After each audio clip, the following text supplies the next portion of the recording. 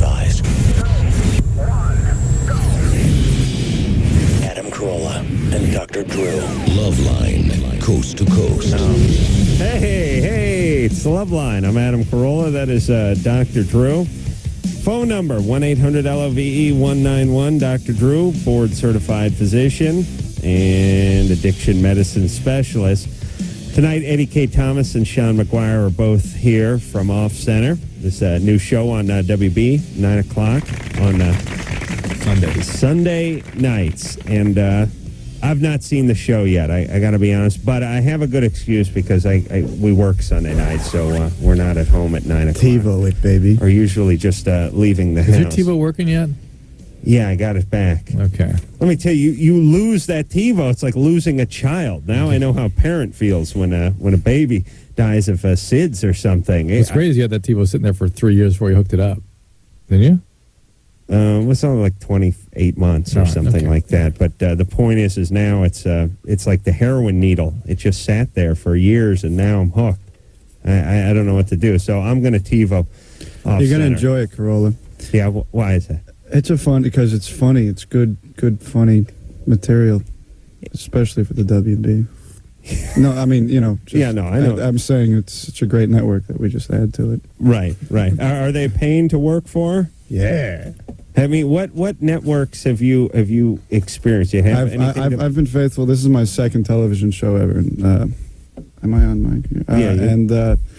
And they've both been for the WB because it is the best network. What was that? Is that the frog? That's very good.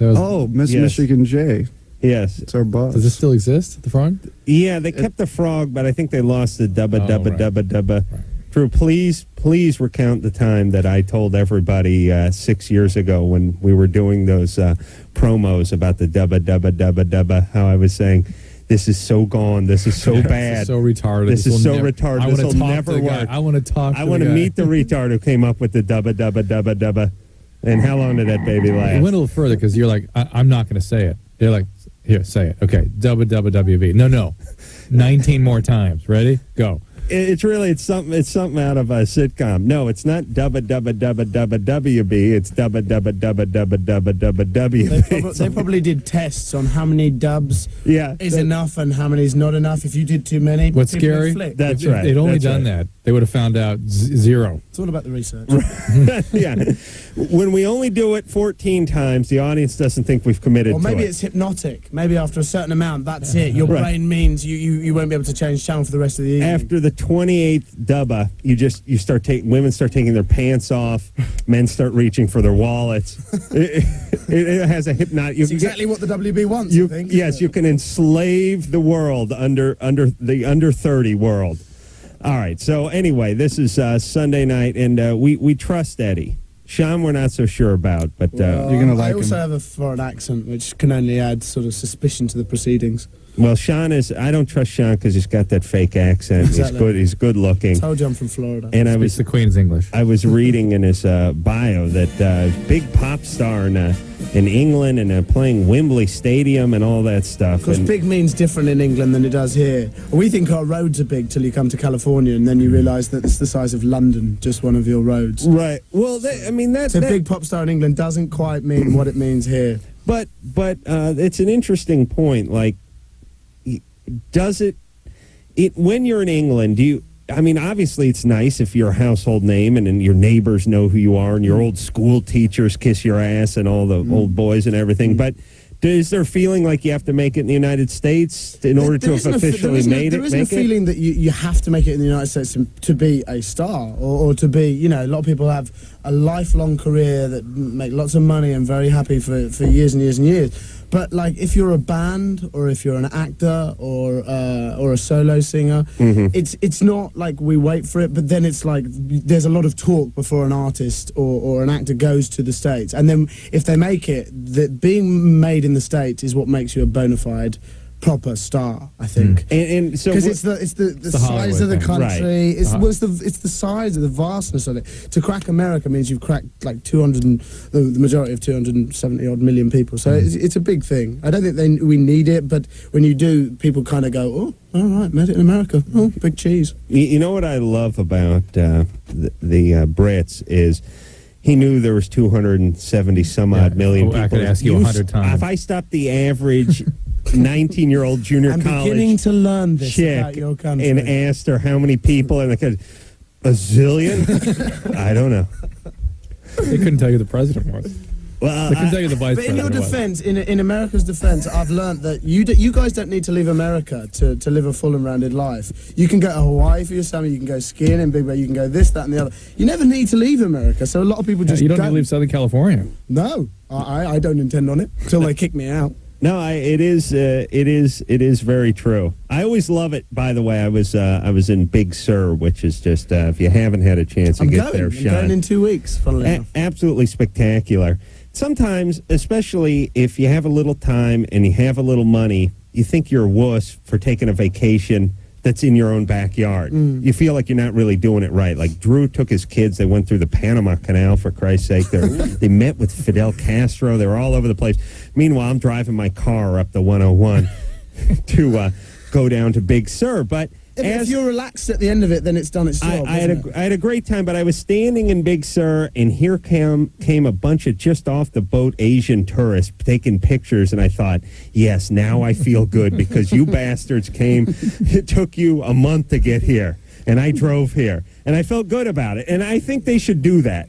Everywhere you go, they should just have a whole batch of Asian tourists taking pictures who've spent millions of yen and spent millions of days on the road to get there, and it would really make you feel good about yourself. Wherever you are. Even if, Lincoln, Nebraska. Lincoln, Nebraska. Well, give me the Asian tourists.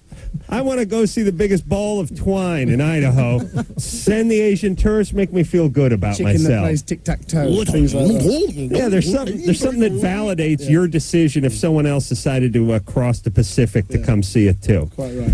All right, so let's. I gotta make a note. You know, I'm going to England at some point. I've never been to Europe.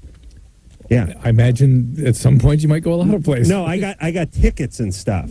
What are you doing? I'm going to the. There's this thing called the Goodwood tournament, or it's a car race. Tell me, that's Masturbation about golf, isn't it? Well, it's a golf. No, they got a golf course, but they have an old vintage car race and stuff there. You going to something called Goodwood, I made you think of masturbation. I know.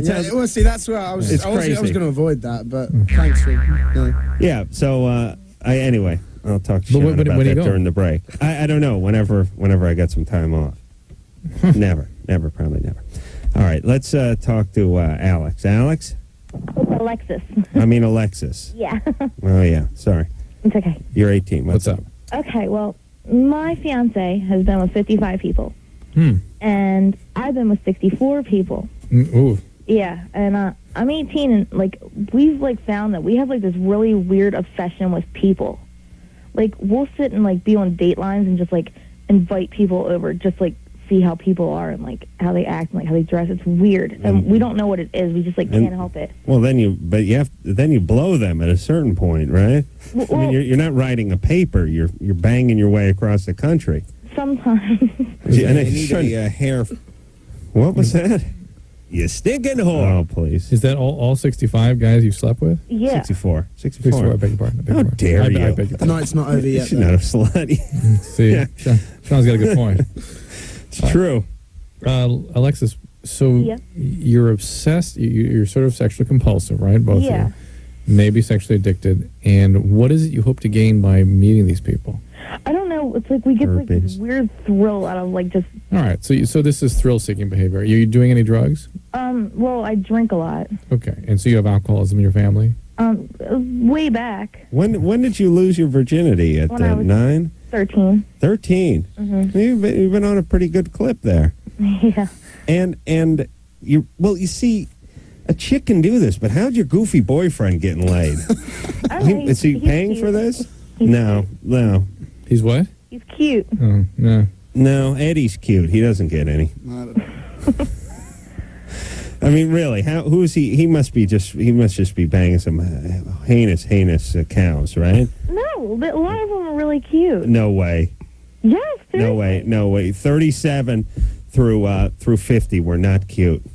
I Well, saw them on the maybe. internet. I never saw them all, but you know. Okay, and that doesn't bother you at all to know that? No, she's 9 ahead. I know, but you can still be bothered by it.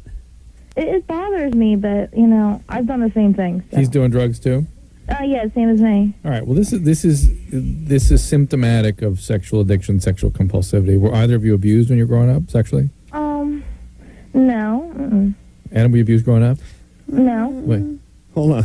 Adam, were you abused growing up? No. No. No. Yeah. What was the delay about, Alexis? Well, I was just thinking. The way I lost my virginity wasn't the greatest way, but Was the guy 19 or 20? Yeah. So. So there, you were raped when you were 13, basically, or at least it was a form of sexual abuse. We'd expect that still something happened a little before that. No. Mm-mm. All right. Be that as it may, you really are into a syndrome of sexual addiction, sexual compulsivity. If you truly want to do something about this, you should. Mm-hmm. Because this is going to progress. There's going to be riskier behaviors. There's going to be more intense drug use. This is a progressive problem.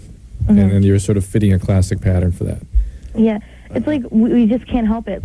We'll spend our whole day on Dateline. I understand you can't help it, but that's what addiction is. Are you having sex with these people? Depends on what they look like. I'm giving a talk tomorrow on the internet and sexual compulsion, in fact. And no one's going to listen to that. No one you're interested. It's for internet. physicians. No, but listen, the guy I'm giving the talk with says, he had a nice aphorism. He says, for people who are sexual addicts, the internet is cocaine. It's crack. Oh yeah, it's crack. yeah. I could imagine. It's just a window as into long hell. as all she's doing is having sex and it's safe sex and it doesn't get worse than that. I mean, It will. It just will. That's the thing, and that's the nature of this condition. Right. And so It's she just their one can vice. wait.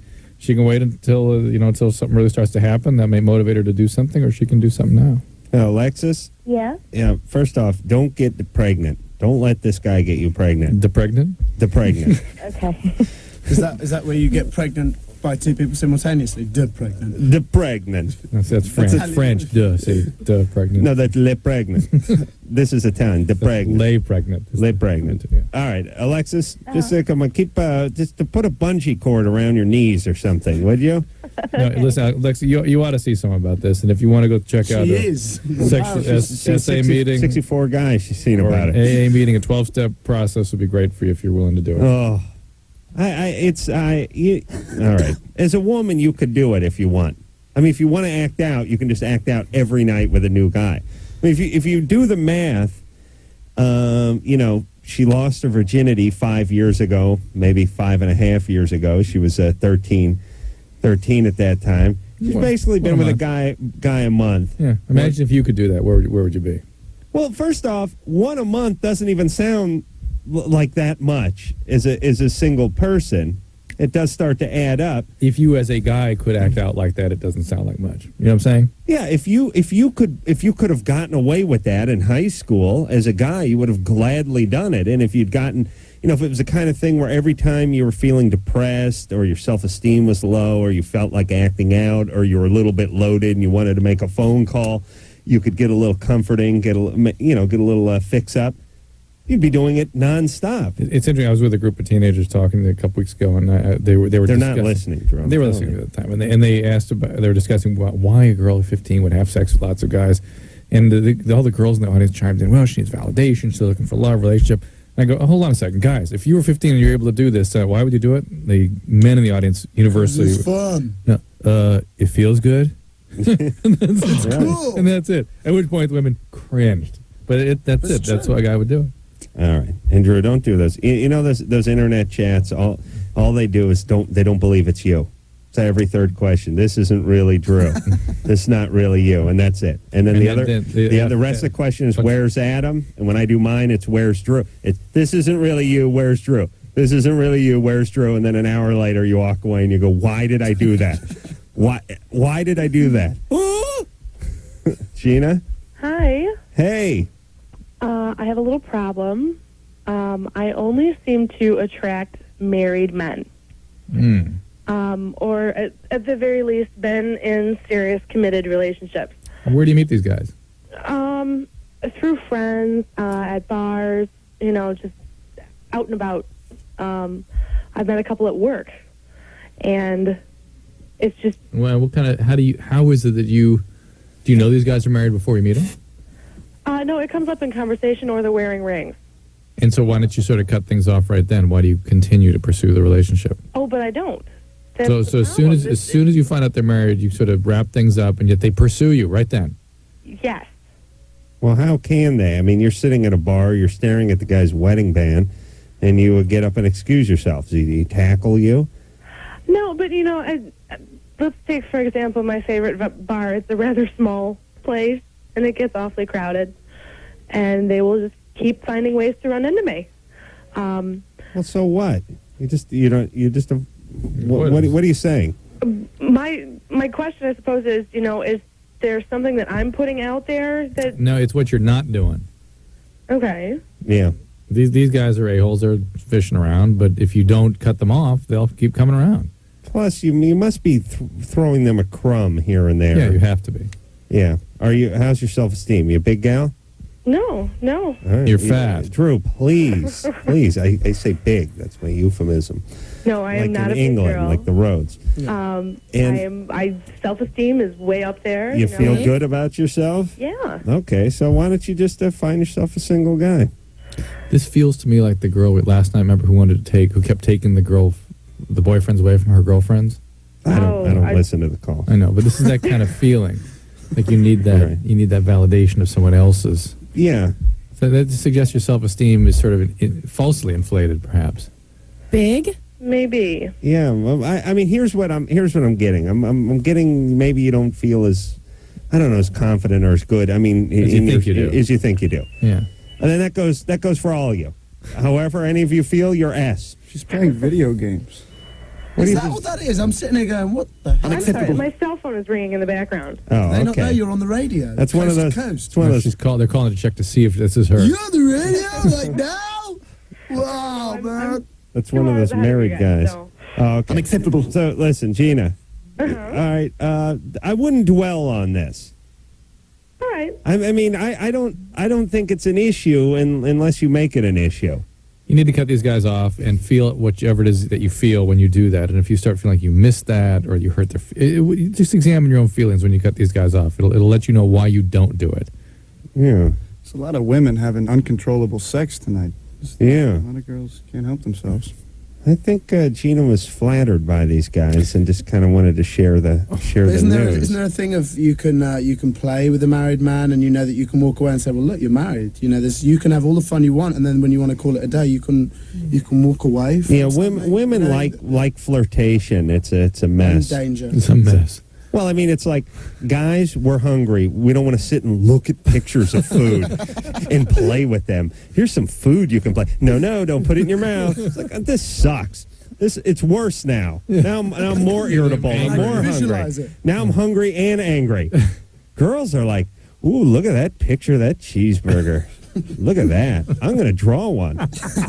Whee! What's in it for them? Look, I bet that cheeseburger wants me to eat it. And come on, let's go. Help. Like, what kind of thinking is that? We need a female perspective. Ann, please. No. Chime in here, please. She's Whatever. around. Aaron? Yes, she's sir. not a female. She's a mom. What's going on, man? What's up, Aaron? Yes. You're 18. Yes, I am. What's up? I'm having a hard time finding a girlfriend or any friends at all, really. Some past history. I was at a kind of like a boys' home for the last 3 years. Well, last 2 years. And like a foster home. Well, kind of, yeah. Rehabilitation center. For what kind of problem? Because I sexually abused my sister and my brother. My sisters and my brother. When they were how old? My sisters were 5, and my brother was a little bit older than that. All right. Here you go, Adam. How old were you when you did this? I was like 13 or 14. Oh, okay. And then I went into the place when I was late 15, and then got out right when I turned 18. Did it help you? Yeah, it did, and actually tremendously. All right. Didn't you get some friends from that whole experience? Yeah, but that's down in Waco, and I'm up north of Dallas, and so that's, I learned how to make friends, and that's not a problem. It's just, it seems, I don't know, it's really hard. And did somebody sexually abuse you? Of course. Yes, of course. my uncle did. Well, I just want to ask. Of course. Yeah. And where's your uncle now? he's out there in California, so if you see him, will you kill him for me, please? Well, I'll tell you what I'll do. When I'm driving, I'll just assume all pedestrians may potentially be your uncle. Okay. Even the ladies. Okay, and I'll go right for him. 10 points for the men. You figure eventually, I'll You're get gonna to get him. 'em. Yeah. Eventually, yeah. Odds are not on his side. I do a lot of driving out here. All right. Did this guy ever get prosecuted? No, we can't really prove it. It was when I was like 2.5. Your behavior proves Yeah, it. that's what I'm saying. Like, it's funny. You here's all the proof you need to know is you went at your sisters and your brother, and that stuff usually doesn't come from nowhere. Whose brother was this? Oh, whose brother? Oh, it's my dad's brother. Yeah, it's brother. And we don't have any contact with him. And I've sworn to myself that if I see him, I'm going to kick his ass. And what about your dad? What does he think? Does he believe you? You know what? I'm really not sure. I have a hard time talking about like sexual things with my dad. But he was. Yeah, I can understand. But is your dad aware that your brother was the perpetrator? His brother was the perpetrator. Yes. All right. Oh my God! I mean, it's like my sister. She borrowed a hand truck, a dolly from me. I'm pissed off. I haven't gotten it back yet. I mean, could imagine when you sexually abuse her kids. Oh, she's going to be livid. Yeah. But I'm going to be like, hey, should have returned the dolly, hotshot. Now you get what you get. Aaron, what is it you need from us tonight? Pardon me? What can we do to help you? I'm just like looking for suggestions to find friends and stuff. Because you know what, I was actually thinking about this tonight. We often just sort of toss out, go to clubs. Not clubs. I mean, join common interest groups, hobby groups, that kind of thing. Drew tells me off the air you have to buy your friends. and I thought, I heard tonight that a radio station was looking for volunteers to help out with sort of manning the phones and stuff. I mean, you can volunteer for things that you feel strongly about. You'll meet people, you'll share common interests and common goals, and you need to look for things that you can go that you'll enjoy doing and that will make you feel good about contributing. And you'll find people with a similar bent and people you'll bond up with and meet and build a group of friends. Yeah, I joined a fitness club today, and so that's stuff. I guess that's part of my self-esteem. Look for some sort of giving back work, volunteer work. You'll meet. Yeah, all right. People. Yeah, and keep the molestation stuff under your hat for till the third day. I don't wear that out on my sleeve too much. Yeah. Hey, and listen, this whole people have this thing where friendship or relationships is about coming clean. I don't think so. I think if you had a problem and you solve that problem and there's no threat of that problem anymore, whether you were a junkie or a pedophile, you just that's part of the reward for solving the problem. You don't have to rent out billboard space to explain to everyone where you've been and what you've done. I remember when I blew my uncle in high school. It was one of the worst days of my life. Yeah. Swore he'd pull out. Now I'm in therapy. Son of a bitch. Yeah, it's I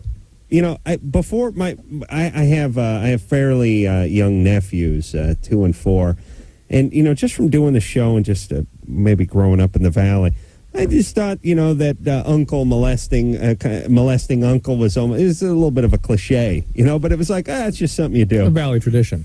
Yes, and it says it on the sign. Welcome to North Hollywood, tradition rich in molestation.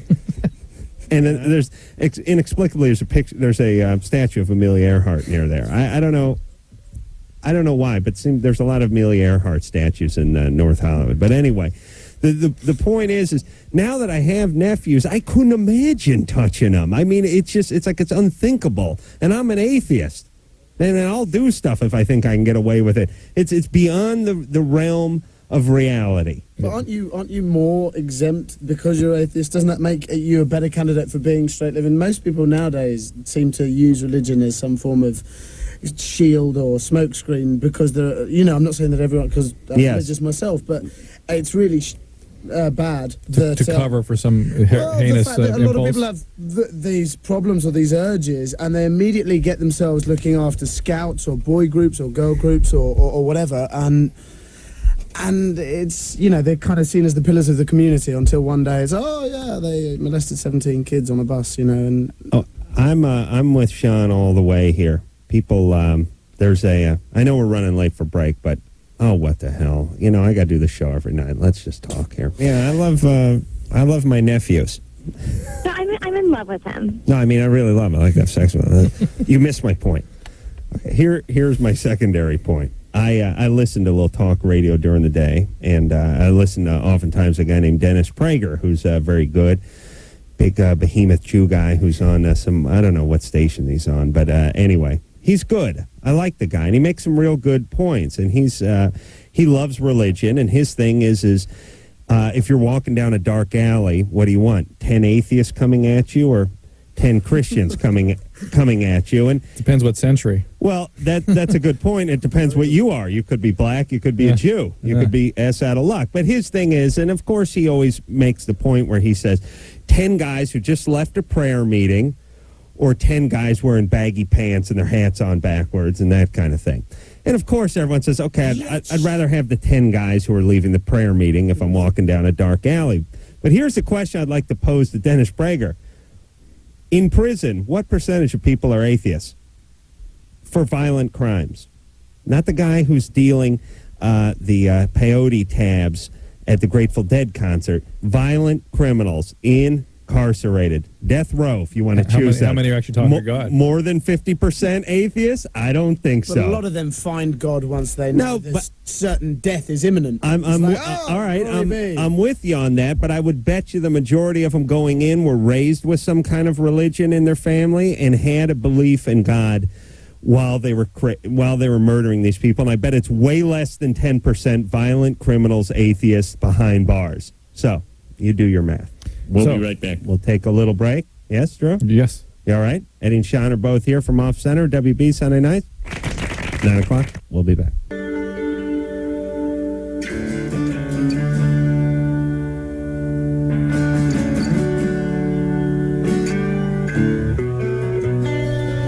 Hey, everybody. It's the Loveline. I'm Adam Carolla. That is Dr. Drew over there. That's nice. Diane Farr is coming on the show. She's our old co-host from Loveline, the TV show. She's currently on the job, the Dennis Leary show.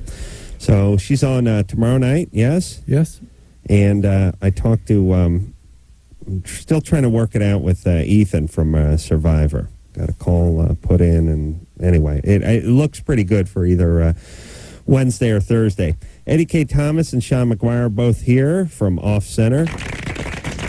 Sunday nights, 9 o'clock, WB. And if you got that TiVo, you can TiVo it. Well, how does TiVo's work in the Nielsen's? You know, the ratings. I don't know. I think record, because it has to go to that channel. Yeah. So it probably. So if you had a Nielsen box? No, the overnight. So they have some way of monitoring these things. They do? Yeah. They can monitor it? How do they? Don't you plug it into a phone line every night? Yeah. It's always checked. Because I'm convinced there's 2,000 Nielsen boxes. That's it. For right. For 100 million people watching TV or whatever. Yeah. So now that a lot of people are plugging their phones in, or their TVs into the phone lines, right? It's Big Brother's watching. I thought there was some monitoring going on. You're plugging in and saying, "All right, corporate America, this is what I'm looking at every night." Yeah, yeah. I don't for care. that. Is it no Nielsen is? I think that's the only way they get the ratings. Really, I didn't realize. I know. That's it. Who cares? We care. Who cares about anything we talk about? By the way. Yeah, that's a very good point. Who cares about your "Who cares" drop? That's the real question, Nobody's Anderson. Jenny, 16. Hello. Hi, Jenny. Hi. What's going on? Well, I have this problem. Like, I don't really know if it's like a problem, but the only way I can get pleasure is by playing with my breasts. You only can get pleasure. What does that mean exactly? Like when me and my boyfriend are like having sex, right? Like, I don't know. I just have to like play with my breasts, and like he gets mad at me for it because like it just like arouses me. Yeah. No, I know. When some bitch starts touching her breast while I'm banging her, I go nuts, man. I mean, it's the ultimate sign of disrespect. I don't go for that. I mean, a Rubik's Cube, whatever, Etch-a-Sketch, but touching your breast while I'm trying to have sex with you, I can see this kid's point. I'd be irate. I'd be livid. I can't believe you guys are still together. Well, yeah, it's causing like a lot of problems. Sure. He thinks it's like him. Like, he thinks he's not doing something right. And I don't know if maybe that's the truth, but... Well, if you... have you had an orgasm with him? Yeah. And you wouldn't. Because I was touching my breast, though. Right, but he was having sex with you at the time, right? Yeah. So what if he wasn't having sex with you at the time? Would you have had the orgasm? Probably. I mean, he doesn't help me much. Oh. How much of that does he know? I don't know.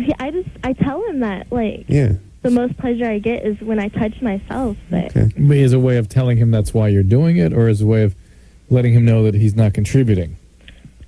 well, like when when we're having sex and I start touching my breast, he'll be like, "What? What's wrong? Am I not like pleasuring you enough?" Oh boy, how old is your boyfriend? 18. Oh boy. And here's the part. See, here's the mistake you made, Jenny.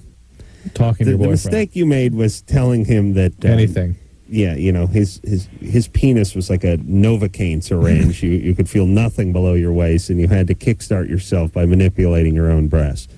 But it's If you just shut up about it, you could have grabbed the breast and said, you get me so hot, I don't know what to do with my hands, and he'd think it was all him. See how pathetic guys are? You got to think lame. Think ego. Yeah, Right. think lame, think pathetic, and you'll get the right answer. But what I kind of question Jenny a little bit here. Like, what's up? Are you a little bit angry at him? I don't know. What'd he do? Did he cheat on you? I don't think so. Not that I know. But this relationship really isn't working very well. But anyway. you don't like him. Yeah, it's No, not. I do. I really like him. That's why it's a problem. Well, didn't I said, look, are you a little bit angry at him? And you went, well, I don't know. Yeah. Why might you be angry at him? I don't know. Like, I'm kind of confused. All right, who Well, cares? well, Get lost. Hey, she admitted she's confused. She's confused that. I'm Let's hear what. I'm confused too. I know. Well, that's what she's making us feel. But Good. let's Well, what are you going to do? let's hear what she's confused I'm about. confused. I can't figure out the phones now. Let's hear what she's confused about. No, I'm tired of dragging everybody by the hand through the calls. You don't want to talk? Good. Don't talk. Fine. She's confused. Good. You're Oh, let's confused. just hear what she's confused about. No, you can be The world is good. curious. Good. She hung up. Go be confused. Shut up, everyone. Talk. Spend the rest of your life being confused. Jerry? You're a bitch. Who cares? You're a bitch. No, I'm tired of dragging people around. Please tell me. Please. I know you're 16 and you're confused. Please, please, please. I'll ask you the same question 8 times. Please. No, screw you. Just hang up. Jerry, 21. Don't waste my time. Jerry, Yeah, yes. you better get to it. Yeah. Okay, I'm 21 years of age. Oh, crap. I've heard enough. Not another one of you. What do you mean? Jerry, what's up? Okay, I'm 21 years of age, right? I have a girlfriend. I've been with her for a week. Basically, she wants to give me a blowjob, but I'm scared because of everything HIV and any disease that come with sex. Well, she's the one that... Wait, she's the one that needs to be worried about HIV, right? I guess so. Okay. That's all right. Let her blow you. But can I get any disease? Does she have a disease? Not that I know of. All right. How long? You've only known her for a week? A week, yes. Does she have any risk factors for disease? Not that I know of. Okay, you let her give you a BJ and you give her the HIV. That's the way. So what about you? Can give me anything, or What about wearing a condom? she doesn't want to wear a condom. She wants to skin free. Oh man, that's rough. I know it. You poor bugger. Yeah, I know what it's like. You know when a chick's begging to blow you, and you're like, I don't know, let me think about it. And she's like, I need an answer. And you're like, Jesus, I'm confused. Stop pressuring me. Let me call the radio. I'm scared. You go, well, hold on. No, yeah, where you go, slow down. Just slow down. Can't we take it slow? Can't we just talk? Yeah, whatever happened to dinner, by the way? And so now it's like, okay, but only with a condom. And she's like, no, that's distracting. And now you're like, oh, my God. She's an animal. What line is this guy on? 2. Hey, Jerry? Yes. Yeah, that's... and then once the word gets out that anyone can blow you without a condom, then there's going to be a line around the block from your apartment. You can have all sorts of supermodels and bikini models and actresses and, everybody. All the young, every 18-year-old in North America is going to lining up to give Jerry a BJ. Yeah. Then you're out of luck. Yeah, I would be. Well, I would be. It Yeah. sounds like you need to know your partner better. And if you knew her well enough, it wouldn't be, gee, I don't know if she has risk factors. You'd know whether or not she was a reasonable risk. It's not like she has any blisters on her or anything in her mouth or anything, but, it's basically I just worry because Well, still growing up, Yeah, but you know what? You're 21. Yeah, but, I still have life ahead of me, Right. Aye. Right. Does she do IV drugs? Excuse me? Does she shoot drugs? No, I don't think so. I'm pretty positive. All right. He's only known her a week. I was going to say, he barely it knows sounds her like name. you should know her better. That you shouldn't be answering questions. I don't think so. I'm pretty sure. You'll feel better when you get to know her more. Does she have a tattoo on her neck? No. Is her name Angel? No, not that. Isn't the tattoo above the butt a problem, too? Any tats? No tats. No small the back tat? And none. Not named Cammy or Tammy? None. Brandy? Nope. Okay. What is her name, by the way? Her name is Brenda. All right, that's fine. No. Well, that's close, but that's fine. But listen, you draw the line at her massaging her balls while she's blowing you, okay? Well, You put your foot down. You put your foot down. As like I said, word will get out that you're easy, and then you're in for a world of hurt. Cat calls when you're walking down the street, can't pass a construction site without the chicks screaming at you. Phone calls, booty calls, late nights. Then the word gets out. You go on a date with another girl. She wants to give you a BJ before dinner. Do you see what I'm saying? Because the word has gotten out. You get out of here. Boy, this Jerry, I like this kid's sensibilities. I want to hear the Adam Boogie now that you're on a roll. Yes. We're running late. Yeah, it's all right. You can play it. No, we'll play it during the commercial, so only we can enjoy it. We'll be right back. All right. Yeah, we'll take a little break and then we'll come back. We're trying to get back on time here. All right. Eddie K. Thomas and Sean McGuire both here from Off Center, which is on the WB Sunday nights, 9 o'clock. Everybody, we'll take a quick break. We'll be back. Bye. Hi, this is Jamie Kennedy, and you're listening to Loveline with Ace Rockola and Dr. Drew. Hey, everybody. It's Loveline. I'm Ace Rockola, and that's Dr. Drew over there. Eddie K. Thomas and Sean McGuire are both here. They are from Off Center, which is on the WB. Sunday nights at 9 o'clock. Drew? Mm-hmm. Drew does great radio. He has two moves. He has the and then he has the one where he likes to point at stuff and refer to it on the air without actually ever explaining what it is he's pointing to. Yeah. All righty. Let's get back to them. You'd phones. miss it if I did otherwise. Yeah. I'm cranky tonight. God, that was quick editing. I got up at very early and drove to Mal. Oh, how was that? Well, what time? We had a $10 bet over under at 10:15. Remember? Oh yeah. Oh, geez, I'm screwed. Yeah. I owe you some money, buddy. Yeah. Well, here's what happened. I've been doing that Son of the Beach show on that Howard Stern show on FX, and they've been very nice. But I've done it 3 or 4 days so far. First day I showed up at call time was noon. I went on, got in front of the camera at 4:15 or 4:20. The next time I showed up, I think the call time was about 10 a.m. and I got in front of the camera about 12:30. So this time the call time was 8:15 a.m. So Big A did his own math this morning. And when I showed up, everyone was pissed. Oh, sure. Oh, yeah. Would you get there like 9:30? No, I got there at 9:15. I got there 1 hour late, and where were you? And we missed the shot, and we had to pick up some other shots in order to make up for it. It's mostly BS, as we know. Anyone who's so done you don't TV. like getting paid for sitting on the beach all Right. day. You're not a fan of that. Well, today was Malibu, but the first two were just some crappy place where I just sat in my trailer and sucked up fumes from the generator, basically. So, anyway, I showed up late, and of course it went early, and then when I go on Wednesday, here's what's going to happen. They'll give me a slightly earlier call time because I showed up late for the last one, and I'll go on even later. So I will have completely screwed everything and miscalculated and mistimed everything. From now on, I show up an hour late to the first one. So I owe Drew money because anyway. All right. So it was nice. It's a great commute, by the way, at 5:30 in the afternoon from deep Malibu to the Hollywood Hills. Hour and a half. It is a great commute. It's got to be an hour and a half. Yeah, it was an hour and a half. Oh.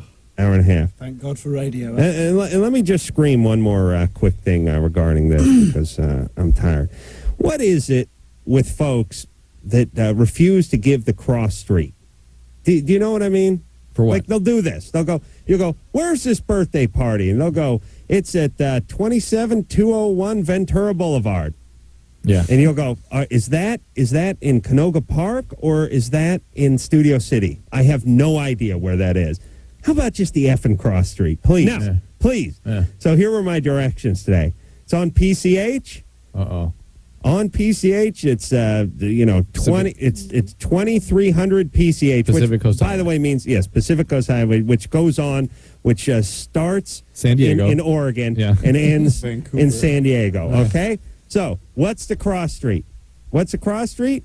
The cross street. If you go past Sunset. They No. always start with that. I love that. no, see, Drew, you're thinking like a human being. Sunset's the only one they ever give. It could be 20 miles past Sunset. No, here's the street they use. If you're going by Cross Creek Road, you've gone too far. Now, here's my point. Why not tell me the you one don't, before? Don't want to come up with A1. Yeah, A, tell me the one before. Don't tell me the one Yeah, you've gone across. past it, mate. You've gone straight past it. B, Johnny Carson has lived in Malibu for 40 years. I guarantee he couldn't tell you where Cross Creek goddamn road is. You don't want to pick Sunset. You don't want to pick Topanga Canyon. You don't want to pick Las Virgenes.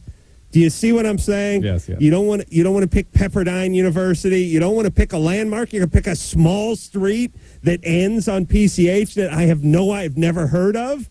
So when you're driving there, where do you go? You're going to take Sunset. You're going to take the 405. You're going to take Topanga. How are you going to get there? Where's Cross Creek Road? Why not give a road anyone's heard of? Oh, man, I got there. I said, I guarantee nobody has heard of this Cross Creek Road. But yet, they're desperate for you to be there. Now, how do you figure that? How can you be desperate and give you crappy directions? It's making Let's heal some babies. Okay, but why pick a side street? Thank you. Mixed messages. I agree. All right. On we go. Evan is 19. Here we go. Got just a minute. not liking this We have 1 minute to take a acting call business. here. All right. Evan. I'm sorry. Let's save the babies. Cross Creek Wh- Road. What's up, Evan? Evan? Hello? Do you know where Cross Creek Road is? Okay. Nope, I have no idea. Look, nobody does. All right, what's up? I don't know. All right. Bob Cross Creek, the guy the road was named after, Oh, that's never heard of it himself. All right, Evan, go.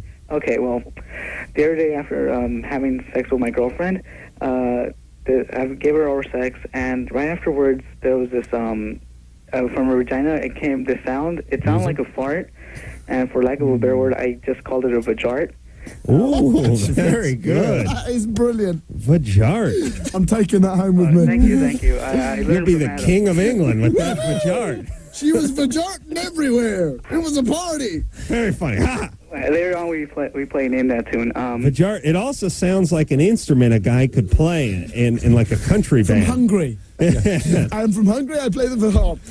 I play the mandolin. I play the balalaika. I play the Vajart. All right, so Evan, yes, Basically, using the actual. What's the actual name for that phenomenon? I guess. it's now Vajart. It's called Evan's Vajart. Webster's. It's Evan- already in Evan's Webster's. girl- And I was also wondering, is a penis able to do that? Yes, penises do that commonly. really? The piston effect. In fact, we don't really quite know how you did it with your mouth without blowing something in. Mm. You know what I'm saying? He says he did it with oral sex. Oh no, it was right afterwards. Like it was like afterwards, like a few seconds after it just went. After oral sex. Yeah. I'm gonna hazard Oh, a no. noise. Yeah, it's called a penart with a when my penis does it, but it's no Vajart. Okay. Okay, that's fine. Okay. No problem or anything. Just. No, it's normal. No. It's normal. It's But a in common thing. England, girls explode after they make that noise, so I'd be awfully careful with her. Spontaneous Yeah, combustion. normally you hear that noise about an hour afterwards. Boom. Spontaneous Gone. combustion.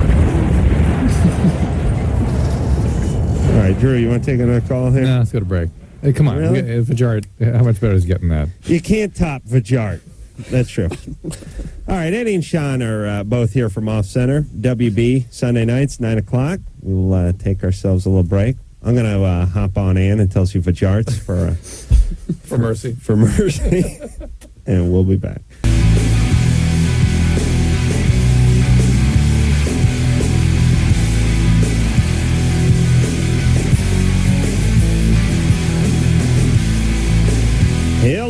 It is Loveline. I'm Adam. That is Dr. Drew over there. Phone number 1-800-LOVE-191. Eddie K. Thomas is on tonight. You know him from the American Pie movies. Sean McGuire is also here from Off Center, which is on at 9 o'clock on the WB. And you guys could probably work Vajard into an episode. Done. It's already probably being written as we speak. I think us and everyone listening has brought it into their lives permanently. It's beautiful. It's part of the American lexicon now. Vajard. All right. Ready to get back to the phones and speak to Lauren, who's apparently a male, actually. Hello? Hello? Hello. I'm a first-time caller. You're gay. Oh, Drew, please. Yes? What's up, Lauren? My friend is like addicted to OxyContin, I think. He was in a car accident like maybe a month ago, and he broke his leg and his back got all messed up, and I don't really know exactly what happened. And taking OxyContin for a while, and his doctor told him to take it for like a few weeks, and the pain should dissipate. And it's been like a month, and he's still like taking it like as he did the first week or so. How old is he? He's my age. He's like 15. It doesn't necessarily mean he's addicted. He's had real injury. He may have real need for opiate pain medication. Okay. He's not escalating it. He's not abusing it. It's not getting momentum behind it. You should be concerned that he's been on as long as he had, because he's likely to be dependent on it. That is to say, he'll get some withdrawal if he stops.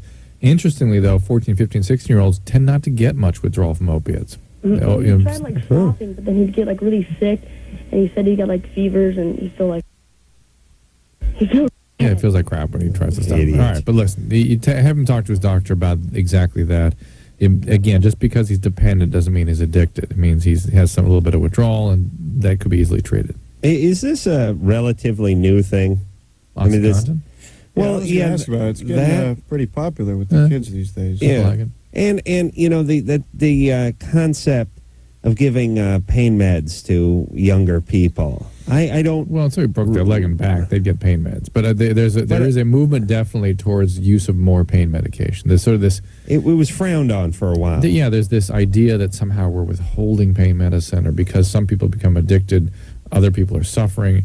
And the reality is, physicians need to be more discriminating in how they apply these medications. And with situations where there's no risk, use it freely.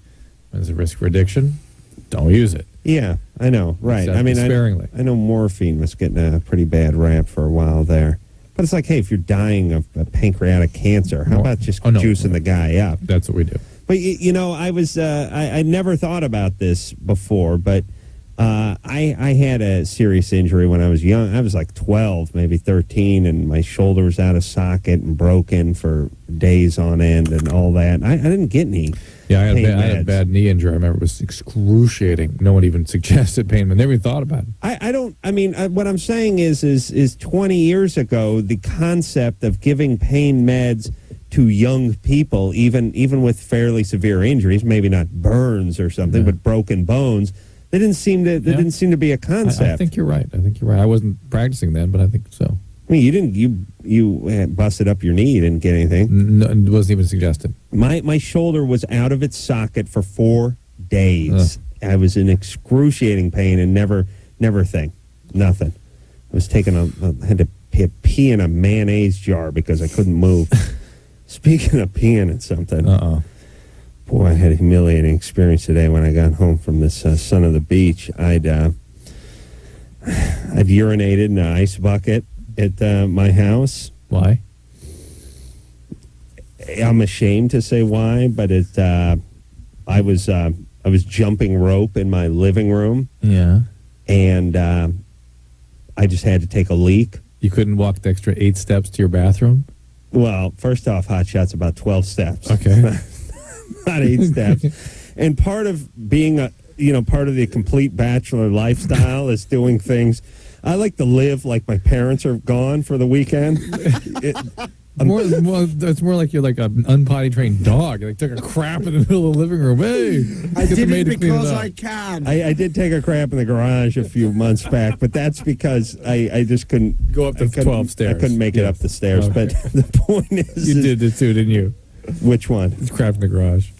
Yeah. Okay. Yeah, I did. I did do that. Oh, the humanity. But here's the point.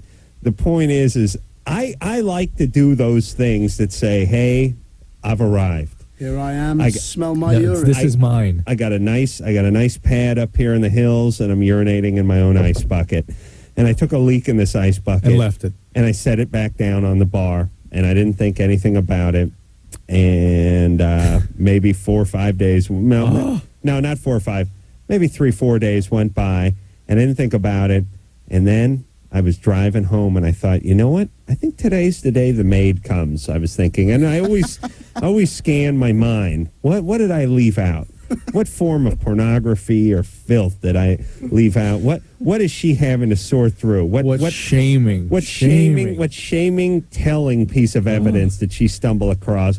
And I walked in the kitchen. This is not like porn in the VCR. This is urine on the bar. No, you can't really. Yeah, you understand. I walked into the kitchen, and there was the ice bucket filled with sudsy water sitting on the counter. And I thought, a good book by her, I would imagine. I thought, I thought, oh yeah, right. It's like one of those murder books, with the pictures of the murder victims and things. Just take you through his atrocities. 1 month in Adam's house. Oh yeah. So I thought, do I broach this with her? No. Do I come up with some cockamamie story about some Mike's Hard Lemonade getting dumped in there? We'll start with, you'll never believe what happened. Yeah, or, geez, I just rolled back into town. My buddy Ray was staying here. Hope everything's cool. Do I broach it, or do I just keep moving and pretend like nothing happened? Think how many other sordid experiences she's accumulated without you commenting. Right. Why break the silence? Why break the silence now? She must have thought the urine in the ice bucket. She probably couldn't make sense of it. I mean, again, how many other things must there have been? I'm wondering if she knew what she broke your towels over her knee. Were you secretly doing it to impress her, though? That's what you've got to do. You Going into psychology. You do have to ask yourself that. Is there something that you're not being honest with about yourself? You have to ask yourself. Yes, you have to. There's no one to reprimand you anymore, and you're just trying to push the boundaries a little bit. You have to ask. You have to ask. What it means? What it means, yes, on a deeper level. The point, anyway. The point is, job for her. I just kept it moving. I kept it rolling. What does it mean that she maintains her employ with you? That's a more serious that's question. Even better here. question. Yeah. Then again, she may be building a case. Right. I no longer give her a Christmas bonus. It's more hush money. Is what I call it. Then again, she could have a direct line to the Inquirer. So the point is do I don't say anything at this point, right? No. I don't try to backtrack and clean it up somehow. Give her. Okay, you're right. When I saw that ice bucket sitting with the suds in it, the first thought was, why is she cleaning? And then it went to, oh, Christ. Oh, here's the deal. Sean thinks you're kidding. Sean thinks that's the story. You don't think I'm kidding, do you? No. The worrying thing is I really don't. No, you can't make that up. No, you can't. You really can't. Claire, you sleeping?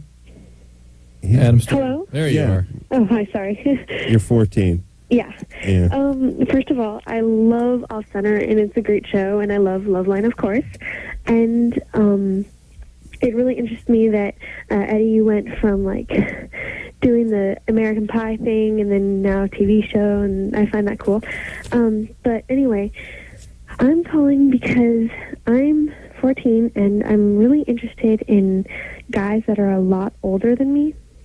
And if I had a choice, I would definitely go with an older guy rather than someone more around my age. Well, that's sort of normal for 14-year-olds, but that's a impulse worthy of containment, because the guy that would be, it's not that it's an unhealthy impulse on your part, it's just that if a 20 or 22-year-old were to respond to you, he's flawed. There's something wrong with him. Okay. And not that there's anything wrong with you, but it's just not, an adult would normally not do that. And how old are we talking about? Well, starting from late teens to late 20s, really. The late 20s. So normal. Well, there's another thing that I hadn't thought about. We always talk about the female image of sensuality or sexuality, and they're always talking about these 18, 19-year-old models, 17-year-old models, and of course, guys, this is what becomes sensuality. But for the guys, it's like George Clooney, and whoever the Older Pierce guys. Brosnan or whatever. These are guys in their 40s or 50s sometimes. You know, I'm talking the world's sexiest man. He's the average age of the world's sexiest guy by when People dubs him is probably 40. Sean Connery, Yeah, I was 70 just by about to the say, time. he was like, wasn't it 70 or 60? Yeah, I mean, half these guys are in their 60s, and we're dubbing these guys the most sexiest men. So as a young teenage girl, what are you supposed to look at? Right. And what are you supposed to think about? Give me the money! Well, the thing is, though, like, I've thought about that a lot, and it's not even that I'm like, Claire? yeah? It's not even that you're what? Well, I mean, like, it's more than just, like, attraction. Okay, where's your dad? Asleep. Okay. Has he been not around a lot? No, not at all. He's good. And you've never acted on this? I have, actually. What's the oldest guy you've been with? 27. Did you have sex with him? No. He gave me a choice, and I didn't. Give you a choice. Yeah. What was the choice?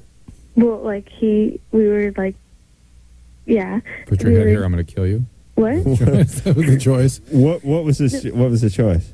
Oh, well, basically, we were just, like, together, I guess, and while we were just doing stuff, he was like, if you want to, like, well, he basically laid it out to me, do you want to have sex This or not? guy's an idiot. Asking a 14-year-old. What Sir Walter Raleigh, what a mature guy. He gave her a choice. What an idiot. Okay, so you said no. Right. But what were you doing with him? Did you do other things with him? Yeah, he went down on me, and we just made out a lot. He is a world-class dick. Yeah. You're pretty clever by the sounds of No, but see, the thing is, it's not, well, I mean, this situation, like, totally seems like, oh, he's going after the victim or whatever, but it was kind of me more, like, coming on to him. The reason those laws are in place are to protect you from these sorts of situations because it's not good for you, even though you have these impulses. I understand that you initiate. Right. The role of the adult is to set a boundary. Right, and a lot of people make excuses for people, which is, well, it was me who initiated it. But any sane 27-year-old adult would not go in with a 14-year-old, no matter what she did, unless he was high. Okay, so can you stop this? What broke it off with this guy? Oh, well, actually, I went on a trip this summer because my friend invited me, and it's a college-age type trip, older. But her parents run it, so I went with them, and we, like, became good friends, and then one night it just kind of happened. Well, he was like a counselor or something? No. He was, like... 27-year-old college student? Well, he's getting, like, a PhD something or other, I don't know. Yeah. 'Cause he's getting to, a like, PIG, I'll tell you that. Yeah, because he went to, like, I don't know. He went to, like, a couple colleges. All right. Can you stop this then? Well, with him, it's like all we do is email, and it's fine. We're just friends. No, this guy. You will realize one day what a pig this guy is. What an ass he is. But the thing is, though, like it's just the guy was just an example and everything. But I feel more like at ease with older people in general. Claire, we get your impulse. We don't have a problem with that. We have a problem with the guys you're finding to connect with, the fact that they're responding, and the fact that you're actually following through on these impulses. Yeah. So don't do it. I know. Maybe we're not helping her, but I don't know what else to say than just stop it. Just trust us. We're smart. Drew's smart, and stop. And these guys, I don't know why. I know it's so easy to get angry at them, but the guy who gives them the choice. Now, see, he gives her the choice because if she says yes, then he can sleep with a clear conscience. Right? Yeah, was her doing it. As though a 14-year-old can render consent. Well, just the fact that you're in a situation where you're asking the 14-year-old, after I go down on the 14-year-old, doesn't at 14, don't most girls, their vagina has a retainer, right? I mean... At least braces. I mean, Jesus Christ. It's so pathetic. And he's in college and he's emailing her. You see, to me, I almost almost respect just a pure old-fashioned pedophile. Just a guy just grabs a 14-year-old, drags her in the bushes, just rapes her and gets it over with, rather than Mr. Go Down and email, and it's up to you kind of guy. This guy's even scarier for some reason. Mm-hmm. Okay. Not as scary as the individual who pees in an ice bucket. Sober. Stone cold sober. Jumping rope. You sicken me. Brant? Yeah? You're 17? Yeah. First of all, can I give a shout out to my girlfriend? No. Oh, okay. Anyway, well, we had sex tonight about 3 hours ago. Doesn't shout, then. You and your girlfriend? Yeah. All right, give her a shout. Was it good sex? Yeah, hell yeah, it was. Yeah, give her a shout out. No. Felicia, what's up? This is Brant. I love you. Did you get the F word in there, Anderson? We're having we're 3 having nights of this. Of people blurting F and S into sentences under their breath. having having a lot of difficulty not using the F and S word on the radio, and not to make a point, just in sort of casual conversation. They're not angry under at their anybody. breath always. Yeah, Right. Yeah, so I think there's Get him back, though. academic. No, we got to put him on hold for a minute. He didn't really sound like he had a problem. I mean, the guy just got laid. I mean, he should just be chilling. And Right, he got laid. Maybe a pregnancy involved here. Come on. Was that his problem? Yeah, come on. What Would he line know is in he 3 hours? All right. Brant? Yeah? So what's your question without using the F word, please? Quickly. Well, me and my girlfriend had sex about 4 or 5 hours ago. She just got off the pill. Hold on. We just put him on hold for 2 hours? Or? I was just thinking my maths is bad. Yeah. All right. So you guys had sex about 7-8 hours ago? Yeah. Right? And like 2 days before, she just ran out of the pill, ortho, tricycline, whatever. Mm-hmm. And I was wondering if there's either like a big chance she might get pregnant or a small chance. She ran out, meaning she had finished the 30-day cycle. 30 days. Yeah. And so she should have restarted 2 days ago. Yeah. Low chance, but still not. It's still reasonable to take the morning after pill. Okay. Do you know where I might be able to get that? Yes, you're calling from California. It's now available throughout California without a prescription. All right. I'm trying to find some way that we can organize a group of physicians that can get up protocols together that pharmacists can access whenever, wherever. So you can just go to any pharmacy and get it. But right now you have to find pharmacies that have it. You might call 1-800-1888-NOT-TOO-LATE. Not N-O-T, the number 2, late. Okay. They have pharmacies, referrals for emergency contraceptions. All right, there, Brant. Good luck. And, all right, that's good. You're getting on it. Yeah? Yeah. And what about that? She hadn't taken the pill in 2 days. Very unlikely. Very unlikely? Yeah. When does it start getting likely? Couple weeks. Couple weeks, really? I mean, we don't want to give anyone the green light to do this, but a week after the pill stops, still going pretty good? Yeah. All right. Alex? Yeah. You're 15? Yeah. What's up? Okay, I have this friend, and is it cool if I don't say his name? Mm-hmm. Mm-hmm. Okay, he weighs like 300 pounds, 300 and some pounds, Mm-hmm.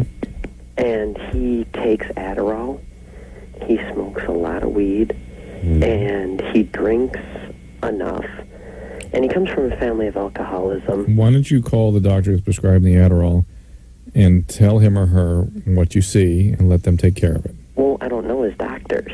You never see the pill bottles or anything for the Adderall? No, I see his dog's pill bottles. Well, that'll be helpful. Well, why don't you call the vet and explain what his dog is taking, that you're worried that he's hooked on this worm medication, and that he's drinking out of the toilet again. And Alex, certainly you in an ice can confront your... Even a dog wouldn't stoop to pee in an ice bucket.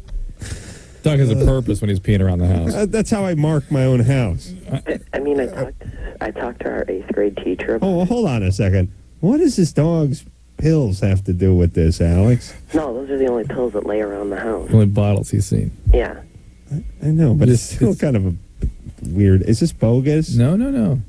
You that detail you're going to think of in the middle of a bogus It's call? like you No, jumping rope and then peeing in an ice bucket. Yeah, those you don't make those things up. You wish you did, though. Alex, have you discussed with him your concerns about his health? You know what? I haven't. All right, you might just bring it up in a way that lets him know you care about him. How old is he? He's also 15. He's on a destructive course. He's got family history of alcoholism. Doesn't he worry about it? Could he talk to his doctor about it? Like, I'm afraid he's going to get, pissed about it.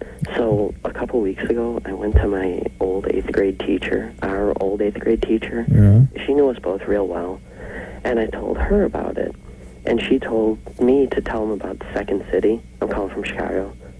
You know what Second City is, right? The troupe, the comedy troupe? I'm starting to think this is bogus. Now it's starting to sound like it, yeah. Yeah?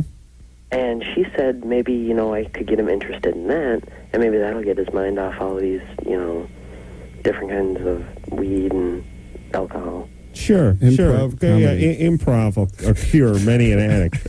I know it's it's perfectly good for methadone and heroin. What is that? The 8-step improv, where the whole group tries to 11. lift an imaginary manhole cover over their head in 11. slow motion. You create one of those machines where each one of them makes a moving part, and they're all connected. Good times. What is with an 8th grade teacher that would create a suggestion like that? That is insane. Yeah, but maybe this guy's taking it. I'm sure she's saying she's recommending a group or some social interaction. Yeah, but it's way off from what this kid needs. I mean, just a complete. Well, maybe there's a rehab center called Second City or something, and he'd gotten confused to think, well, look, it worked for John Candy. I mean, I was just going to say. Maybe she thinks comedy is the answer. Maybe. Hey, Alex. Yeah. This guy is your friend, right? Yeah, he's my best friend. Your best friend? Listen, Screwball, this is your best friend. You go have a talk with him. Well, That's why he's your best friend. You just tell him what your fears are. What And if you he told us. gets pissed off, that's his problem. Well, yeah, but why are you sneaking around your best friend? Well, I mean, I've mentioned it to him jokingly, Well, it's all that improv training you have. Just you're don't going to kid. make yourself retarded. No, listen, you are enabling his behaviors. You're not being a good friend. Be a friend. Just bring it up with him honestly. Best friend, tell him best friends are supposed to do this. They're supposed to be looking for opportunities to do these things to their friends. To humiliate. Yes. Yes, to humiliate, right. Guy's got a hold of some cowboy boots with a weird silver heel on it or something. You poke fun at him. He gets a bad haircut. Pee in a bucket. Pee in an ice bucket. It's not like there was ice in it, by the way. I mean, I want to clarify that. At least then you could have pretended you were at a bar or something. You were jumping rope, but you wouldn't walk to the bathroom. This is your workout? You jump rope? Now, let me tell you something. The bathroom is visible from where he was. How dare you? How dare you? It's a little around the corner. Little. 4 feet around the corner? 3 feet. No. How dare you? It is 8 to 9 feet around the corner, and then for where I am, jumping the rope, it's a good 21 feet before you even get to the corner, and then you have to negotiate the corner. Exhausted from the jumping. I was tired and trying to conserve energy. It sounds fair. So again, it's 8 steps. 8 steps. It's not BS either. 8 steps. Drew, I'm not right in the front of the living room. I'm over to the end by the window? big window there, so it's a little bit of a hike. Although, to be fair, the ice bucket wasn't right there either. I had to walk for that. The ice bucket was upstairs. Were you declaring yourself in front of the window? Was this for the world to see and behold? The bucket? Behold! How dare you? Oh, I'm master of all I survey. How dare you? Bucket. No, I have quiet dignity. I turned my back. Unlike your poor to maid, the window. who has no dignity left now. I'm really wondering what was she thinking? Cha-ching. All right. Let's take ourselves a little break, and we'll be right back after this. Hey, everybody. It's Loveline. I'm Adam Carolla. That is Dr. Drew. After the show, I'm going to get home and crap in an urn. Got my grandfather's urn. It's right next to the bar. See if I can make number creative, number like 2. A planter or something. Number 2 in that. Something really an animal would do. The carpet. Yeah. Come on. You're right. I really have to examine that. I'm really going to give that some thought. Really going to give it some deep thought. Eddie K. Thomas and Sean McGuire are our guest tonight from Off Center. It is on WB. It is on Sunday nights, and it is on at 9 o'clock. So what are you guys up against Sunday night, 9 o'clock? It's the Nothing little big, ones, is it? Alias, X-Files. Did you say that? HBO.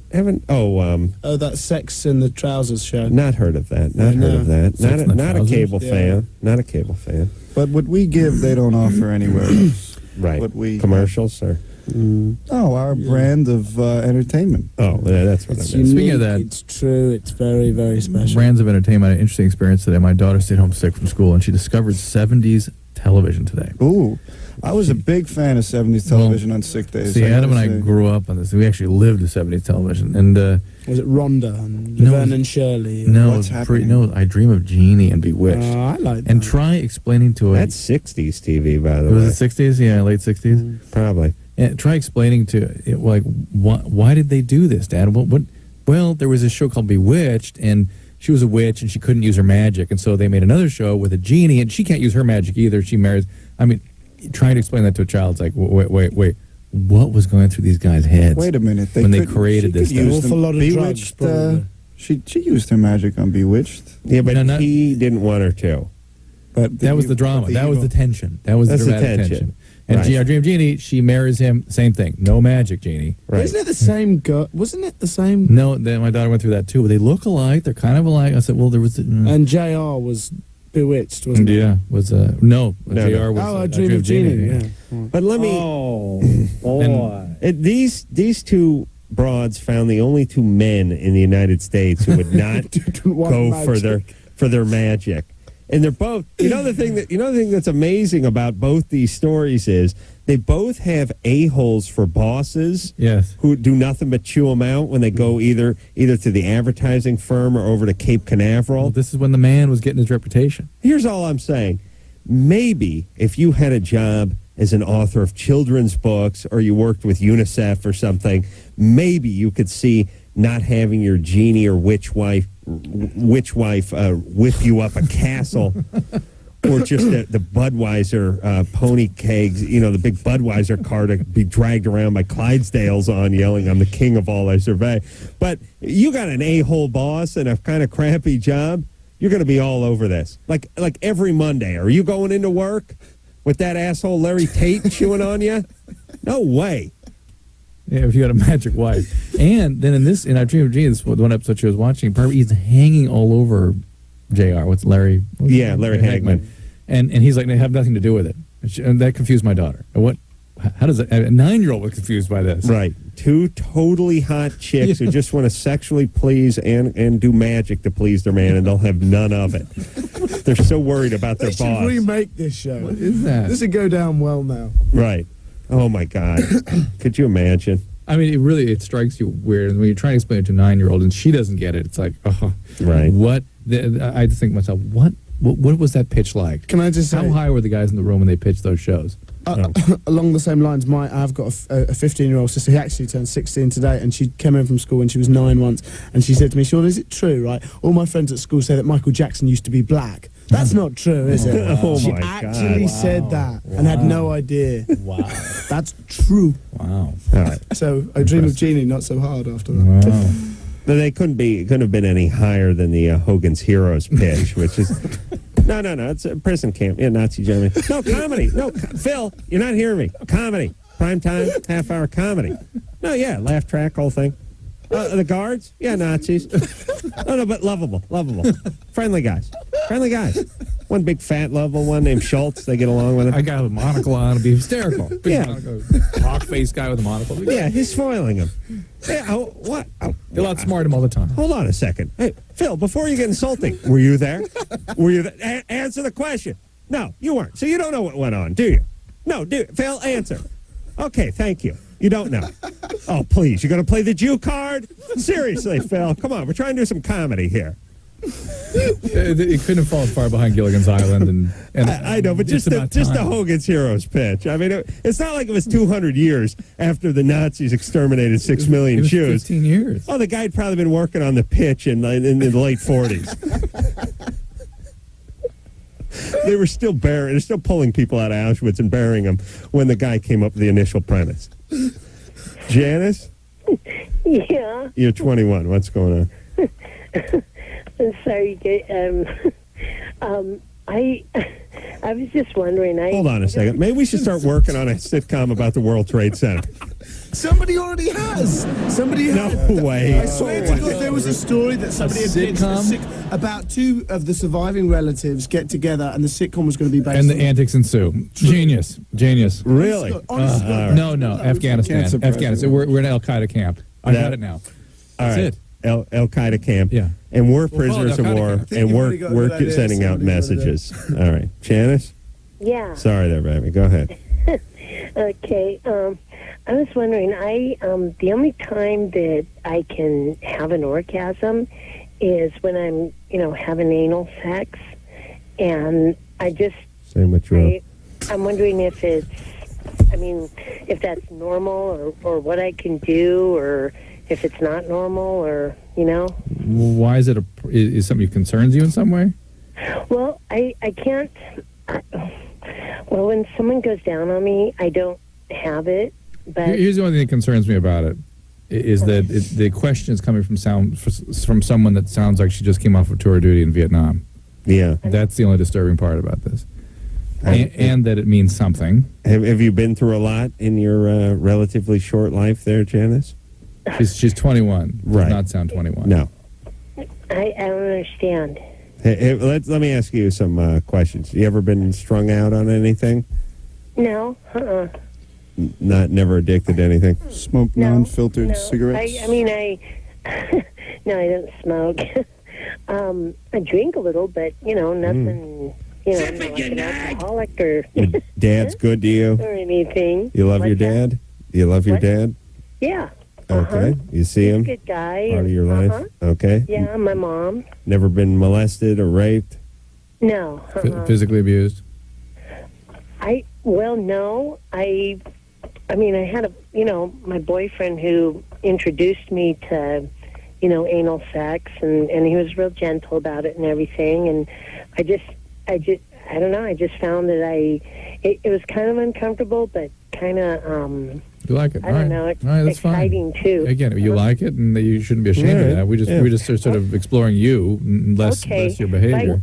I guess what I'm wondering, what's kind of confused me is how I can have an orgasm with anal sex without, being stimulated down, on my clitoris. No one is more confused than us.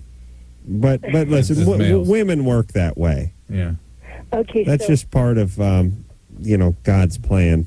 I mean, you wouldn't think his plan would be so reliant on sodomy, but as it turns out, it's true. Even he's got a quirky sense. Yeah. He didn't think that one out. That's okay. That's fine. It's normal. Yes, if you're not, being forced to do something you don't want to do and you really enjoy this, and there's probably, I don't know what percentage of females are into this and truly into it, not just coerced by their boyfriends. Maybe it's 5% that really seem to enjoy it. Drew, is that lower, or were you just pretending to put a thumb in something? Thumb in something. 3%? Yeah. Whatever. You're part of that elite, what we call Eagle Anal Squadron. Okay, Janice?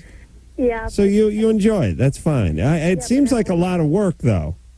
Well, how do I go about having, I guess what people would call a normal orgasm? I guess I'm just kind of confused because how can, my understanding is that when you stimulate the clitoris, that's when you can get excited and have an orgasm. Yeah, but how is it women are different.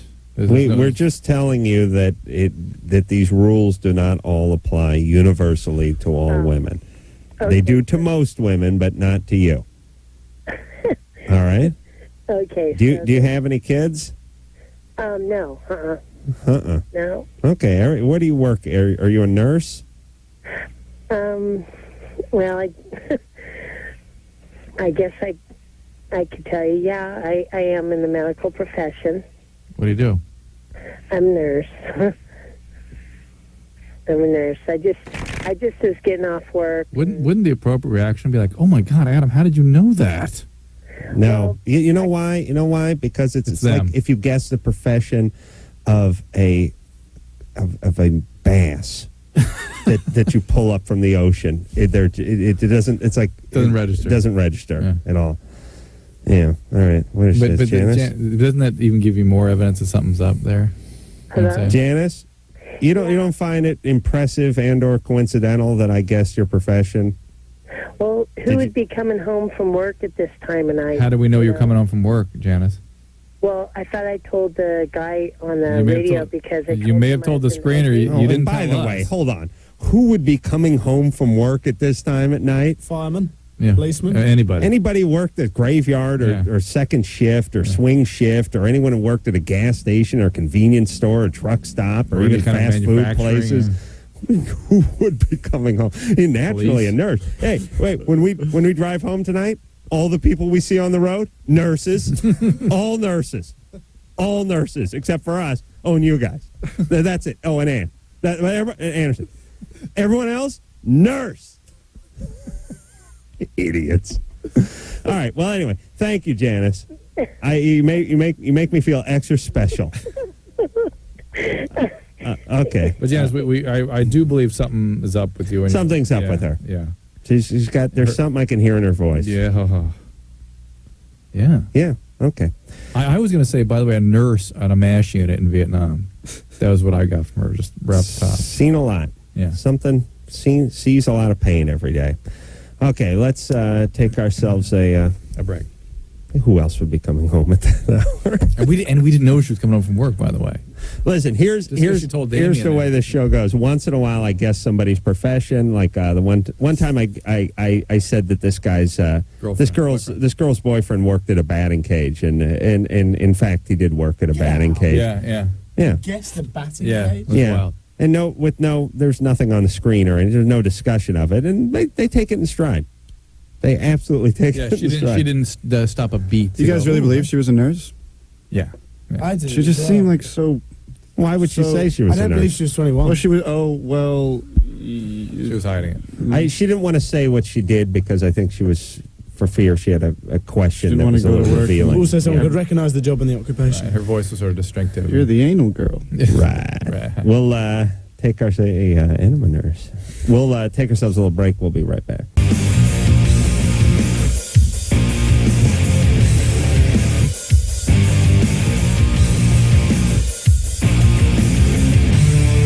Hi, this is Dexter and Noodles from The Offspring, and you're listening to Loveline with that asshole Adam Carolla and that guy that's full of himself, thinks he always knows what he's talking about, Dr. Drew. I hate that guy. I could do better than that.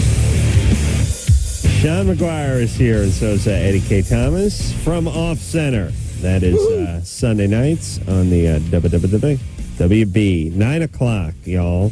And like I said, we should all watch this show. And I'm gonna TiVo it, and all that. It's up against Alias, but you know what?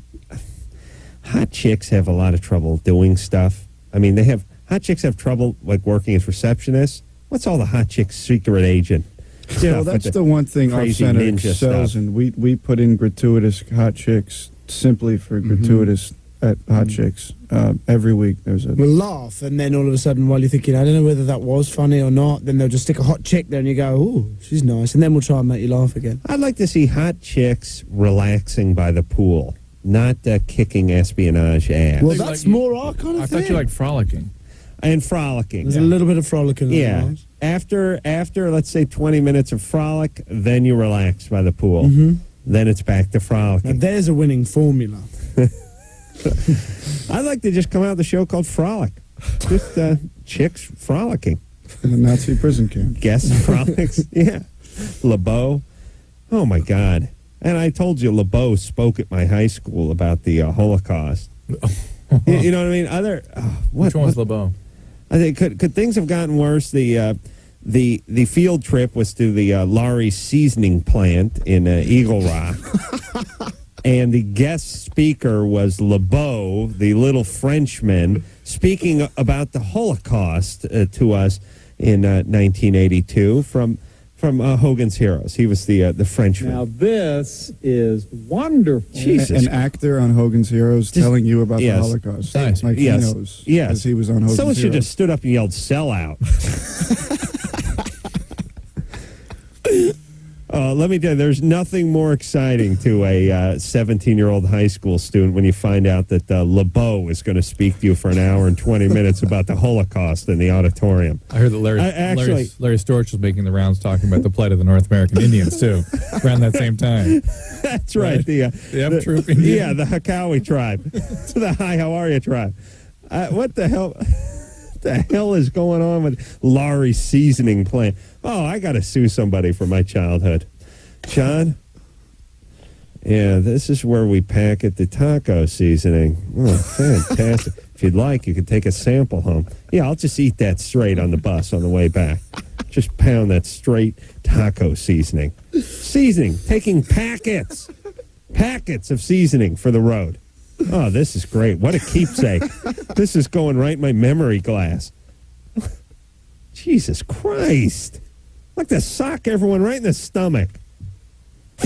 John? Yeah, hello? You're 21. What's up?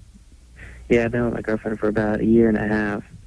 And pretty much, like, we haven't had sex or anything yet. And I'm just getting to that point where I'm getting kind of desperate. And I don't know how to confront her about it or anything. Confront her. When you guys talk about having sex, what's her reaction? We mess around and stuff, and we've gotten kind of close and stuff. And what happens is when I start, I guess she complains about some kind of pain or whatever, and so I stop and I ease off, and I don't push it any further. I just So when you try to penetrate, there's pain. Yeah, and she said, and I told her, because I've heard your show and stuff. And I said, well, you should see a doctor or something, or whatever. And she said, no, it's not like that. It's purely, she's describing it like as soon as I go in, like there's just like so many nerve endings or whatever that I'm simulating. So no, I'm not. If you've heard our show, we talk about something called vaginismus, which is a spasm of the muscles down there that can be very painful. Right. And until she loosens up and relaxes and learns to sort of get used to this, it's not going to change. And if she doesn't, then it is something that needs to be taken care of formally. I don't know. Hey, wait a minute. This loosening up thing, this is interesting because you always say, there's this sort of wives' tale that women loosen up. They get loose down there. Quiet down. I know what you're going to say. But in a sense, this is kind of what they mean. Yes, absolutely. That a woman who has had a lot of sex and a lot of sexual partners is more relaxed and not so uptight and freaked out over the thing, thus making it looser down there. Right, so you're saying that all that stuff, if a girl has a lot of sex with a lot of well-endowed... No. It will not It doesn't stretch them out, but in a sense... It does. It does. It makes it easier to deal with, more receptive, because it makes it more pliable or more sensitive. Yeah, I mean, it's if you're tight, you're going to have, or uptight, you will be tight, and if you're relaxed, you'll be. It'll be more accessible. Yes, John. Yeah. Okay, so is she a religious person? Well, we both are really, but not like hardcore or anything. I mean, are you a virgin? No. You've had sex, really? Yeah, but with a pillow or with a girl? With a girl. Really? Yeah, I'm a first though, and I know. You know it. Not a lot, though, right? No, not a lot, not at all. But I know she's like really tight and really tense and stuff when we do stuff like that. All right. I don't know. So do whatever Drew said. Does she want? What'd you say? Does she want to wait until marriage? Is that her whole plan? She doesn't, but her vagina does. Exactly. All right, let's. Arnold. Her vagina snuck over to one of those Promise Keepers meetings in the middle of the night and signed up for something. Yeah. Arnold. Good morning. Good morning. Good. Oh, this is Schwarzenegger. I want to ask you a bunch of questions. All right. Answered immediately. He's doing all the pre-recorded drop stuff. People before technology. My name is Vance, and what's your name? I'm Detective John Kimball. Detective John Kimball. That's I'm a cop, you idiot. Yeah. Is this a call? No, this is big on the internet. I've actually gotten this call. Is this a call? Right. What is No, it's a website that has a bunch of Get out more people. Get a girlfriend. Arnold Schwarzenegger quotes. Yeah, they do, but it'll. Thanks for calling Gateway. We're putting people before Listen. technology. My name is Cassie. What's yours? I'm Detective John Kimball. John, how are you doing tonight? How are you? Good. Are you looking at possibly adding on to your Gateway? Yeah. Okay. Have you had your Gateway for more than 30 days, John? Yes. Oh. Right. So you get the idea. You just take drops, you hit the right button, and you're going to have a whole conversation. To me, the most comical part of that whole thing is not the ruse part. It's the Schwarzenegger being named John Kimball. I like when they do that, where they go, John Kimball is a Chicago cop. And the guy goes, I've been on the force for 37 years, and my father was on the force, and his grandfather, too. It's like, really? Where's the thick Austrian accent come from? You don't want to address that? Well, hold on. What's your name in real life? Schwarzenegger? Yeah, you know why? Because you come from Austria, you see, and you got this thick accent. So it has to be addressed. Give the guy the last name, at least Schneider. At least give Schwartz. How about Schwartz? How about Schwartz? Because Arnold's an all-American here. I saw him carrying a big flag on Jay Leno. He's as American as you guys, isn't he?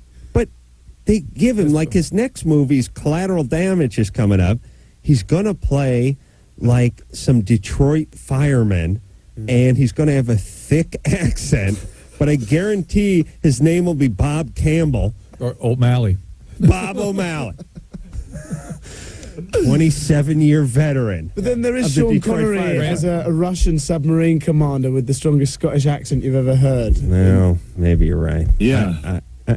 Give me his name. Let me just hear his name one more time. Welcome to Gateway. We put people before technology. My name is Vance. And what's your name? I'm Detective John Kimball. I am John Kimball. Okay, all right. We'll take a break. We'll be back. All